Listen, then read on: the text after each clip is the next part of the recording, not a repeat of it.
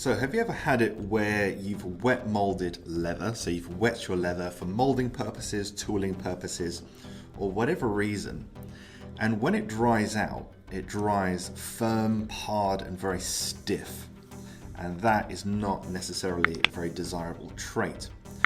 Well, one little technique that I've come up with that I've used in the past quite successfully is when I'm wetting the leather for whatever process, usually wet molding for the work that I do, I like to take the water that I'm going to use and add a little bit of leather conditioner. Now this just happens to be Maison brand. There's very many good brands out there, especially by Sophia, who create leather conditioners that are water-based. So the oils and the waxes in here are emulsified in a water-based solution. So what you can do is take, say, half a litre to a litre in a bottle, warm water, and then add about a teaspoon, half a teaspoon to a teaspoon of this. And it really depends on the solution, so you might need to play around with it to get the ideal recipe. You don't need to add very much at all. The problem with wet molding with just water sometimes is when it dries out, it also loses some of the oils in the leather that were originally put there by the tannery. So that's why it generally becomes very stiff.